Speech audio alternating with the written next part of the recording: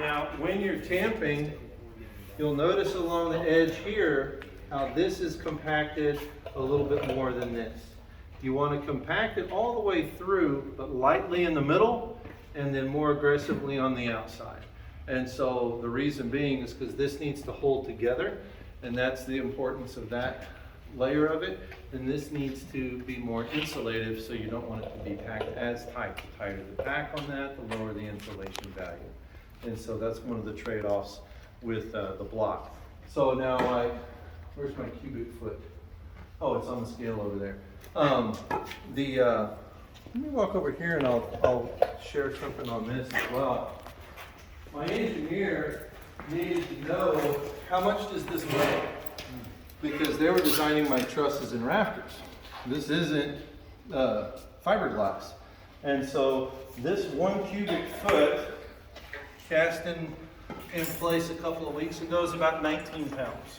So, and then that is packed as hard as I could pack it with a 2x4, jamming it down all the way. So it's, if it's blown in place, it's going to be a lot less than that, because it's going to be nice and loose in there, just packed enough to hold together. But where I'm putting it above the ceiling, that's important to know how much it weighs so it doesn't cause sag or affect your framing members. And so now, like the block construction, one of the things it'll do is it'll have a hole in there where the concrete form or the concrete goes down in between that hole, and it joins everything together like that. That's the whole nother building system that's very similar to what you would see here in a block format. But 19 pounds for 1 cubic foot. The sample that we had over there, it lost, that's about 2 cubic feet, and it lost about 20 pounds.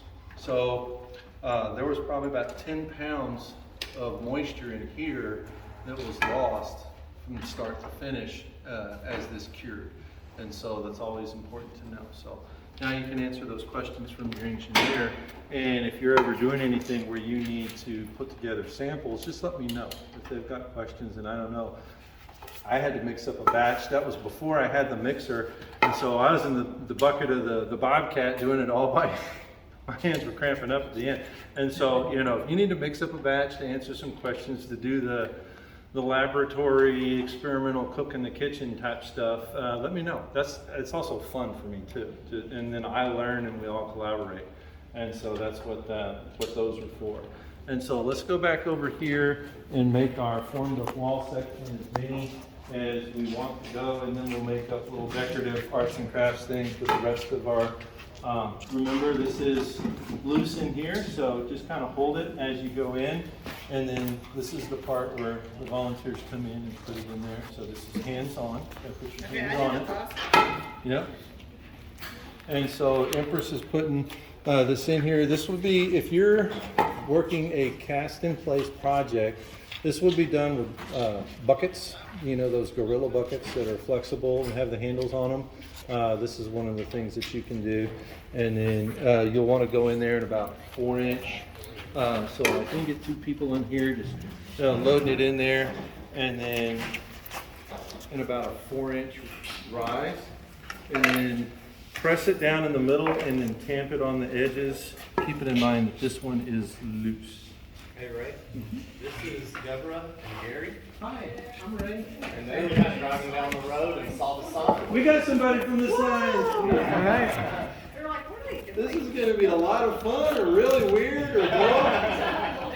And so what we're talking about is building and construction utilizing the woody part. Yeah, so over here on the table, we've got the really. Is that 4 inches or is that too many? I think we're close to 6 inches at this point. Some of your friends may have told you about